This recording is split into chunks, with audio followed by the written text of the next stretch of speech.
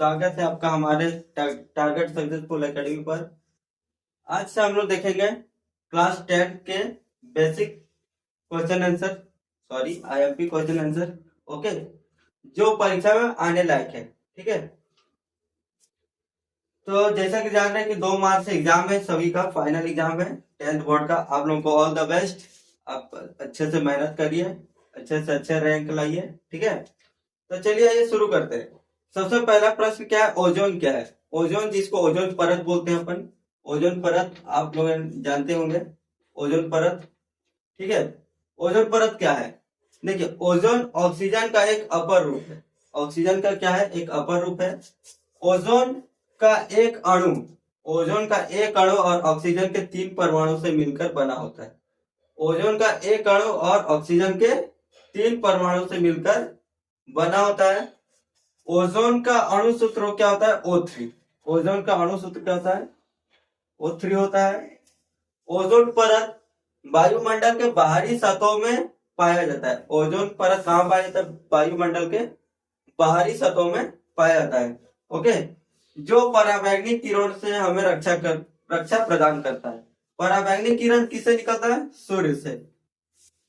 सूर्य से देखे होंगे आप, डायरेक्ट क्या होता है? पराबैंगनी किरण निकलती है। जो ओजोन परत है, ओजोन परत क्या करती है? इसको आने से हम हमारे धरती तक पहुंचने से इसको क्या करती है? रक्षा करती है, मतलब सुरक्षा करती है। पर अब एक सवाल और पूछ देगा कि आप लोग से कि पराबैंगनी किरणें के हानियां बताइए। पराबैंगनी किरणों की हानियां बताइए। तो पराबैंगनी किरणों की हानियां क्या क्या होती है? पराबैंगनी किरणें से हमारे शरीर में कैंसर की संभावना होती है। ठीक है, अगर पराबैंगनी किरणें हमारे धरती पर डायरेक्ट पहुंचेगा तो क्या होगा? फसलें नुकसान हो जाएगी। ओके, ओजोन परत समझ गए। नेक्स्ट अपन देखते हैं, साफ आकाश नीला क्यों प्रतीत होता है? जब आकाश को देखते हैं तो हमें साफ क्यों दिखाई देता है? तो देखिए, जब सूर्य का प्रकाश वायुमंडल से होकर गुजरता है, जब सूर्य का प्रकाश वायुमंडल से होकर गुजरता है तो वायुमंडल में उपस्थित छोटे छोटे धूल के कण नीले रंग का प्रकीर्णन सबसे ज्यादा करता है। नीले रंग का क्या करता है? सबसे ज्यादा प्रकीर्णन करता है। ठीक है, नीला रंग क्या होता है? जो धूल के कण है, नीले रंग को ज्यादा प्रभावित करता है। ओके, जिसके कारण नीला रंग चारों ओर फैल जाता है। जिसके कारण क्या होता है? नीला रंग चारों ओर फैल जाता है। यही कारण है कि आकाश का रंग नीला प्रतीत होता है। ओके, आई होप आप लोग के दोनों समझ आएगा। चलिए देखते हैं तीसरा। तीसरा हमारा क्या होगा? आइए देखते हैं तीसरा। ठीक है, पहला हो गया था ओजोन परत। ओके, दूसरा हो गया था आकाश नीला प्रतीत क्यों होता है। अब देखते हैं तीसरा, नवीकरणीय ऊर्जा स्रोत क्या है? नवीकरणीय ऊर्जा स्रोत क्या होता है? इसके कोई 2 उदाहरण देना है। ओके, वैसे ऊर्जा के स्रोत जो कभी खत्म नहीं होगा, जो कभी खत्म नहीं होता है। ठीक है, वैसे ऊर्जा के स्रोत जो कभी क्या होगा? कभी समाप्त नहीं होंगे और खत्म हो जाने पर उसे दोबारा बना लिया जाता है। अगर वह स्रोत कभी खत्म हो जाते हैं तो क्या होता है? वो दोबारा बना लिया जाता है। उसे नवीकरणीय ऊर्जा स्रोत कहते हैं। ओके, उदाहरण में देखते हैं सोलर ऊर्जा और पवन ऊर्जा। ये क्या होगा? कभी खत्म नहीं होगा। पवन ऊर्जा, जो पवन चक्की होता है पवन के द्वारा। ठीक है, पवन चक्की जो पवन से क्या होता है? बिजली मिलती है। ठीक है, सोलर ऊर्जा, आप लोगों ने सोलर कुकर तो देखा ही होगा। ठीक है, सौर सोलर ऊर्जा, सोलर ऊर्जा एक इस टाइप का होता है। सोलर देखोगे किसी किसी बड़े छत में। ठीक है, गांव में ज्यादातर देखने को मिलता है सोलर। ठीक है, सोलर ऊर्जा ज्यादातर गांव में देखने को मिलता है। ये सब क्या होता है? सब ऊर्जा कभी खत्म नहीं होंगे। ओके, और एक सोलर कुकर। सोलर कुकर आप लोगों ने देखा होगा, एक काली पेटी होती है इस टाइप की बनी हुई। उसमें 4 डब्बे होते हैं, 4 5, सभी डब्बे क्या होते हैं? काले होते हैं। इसमें कांच का एक और रहता है। ठीक है, ये कांच का एक और परत रहता है।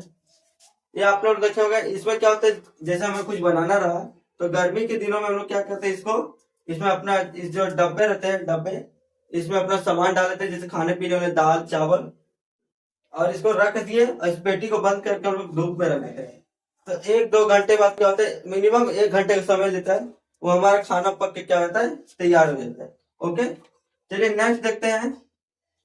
अनवीकरणीय स्रोत क्या है? ये सब आईएमपी है, वेरी आईएमपी, ठीक है। 100% चांस है फंसने के, पूरा 100 to 100% है आपके पेपर में आने के। अनवीकरणीय ऊर्जा क्या है? अनवीकरणीय ऊर्जा स्रोत ऊर्जा के वे स्रोत होते हैं, ठीक है। अनवीकरणीय ऊर्जा स्रोत ऊर्जा के वे स्रोत होते हैं,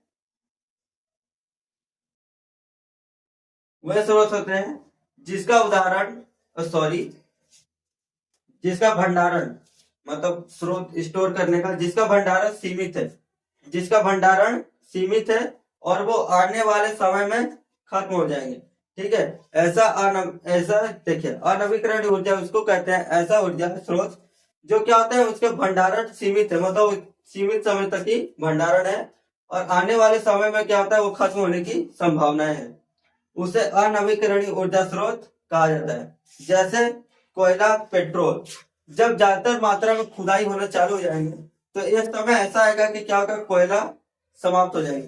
पेट्रोल भी उसी खुदाई से बनता है, ठीक है। एक समय ऐसा आएगा कि पेट्रोल, कोयला क्या होते हैं, क्या हो जाएंगे, खत्म हो जाएंगे। तो क्या होगा, दोबारा बनने की संभावना नहीं होगी, ठीक है। तो नवीकरणीय ऊर्जा स्रोत, अनवीकरणीय ऊर्जा स्रोत आप लोग समझ गए होंगे, आई होप। तो चलिए मिलते हैं नेक्स्ट और कुछ आईएमपी के साथ। तब तक के लिए जय हिंद, जय भारत। हमारे चैनल में देखिए, मैं आपको जाते जाते एक बात बताते जा रहा हूँ कि हमारे चैनल को सब्सक्राइब करके रखे रहिएगा, ठीक है। अभी 2 मार्च से आप लोगों के बोर्ड एग्जाम चालू होने वाले हैं, ठीक है। 2 मार्च से आप लोगों के बोर्ड एग्जाम चालू होने वाले हैं, तो हमारे चैनल को सब्सक्राइब कर रखे रहिएगा, ताकि आने वाले आईएमपी जो क्वेश्चन है, फंसने के जो चांस है, उसको मैं जरूर लिखूंगा, उसको सिर्फ उसी को लिखवाऊंगा, ठीक है। क्योंकि मैंने जो जो एग्जाम दिया था ये सब आए थे, ठीक है। ये तो नहीं आया था, आया था, कैसे आया था बताता हूँ। नवीकरणीय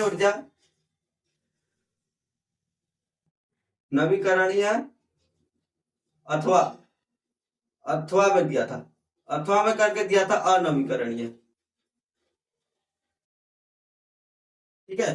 नवीकरणीय ऊर्जा लिखिए पहला का, अथवा में इसको दिया था, बट नंबर जो थे दोनों के 3-3 मार्क्स के थे, ठीक है।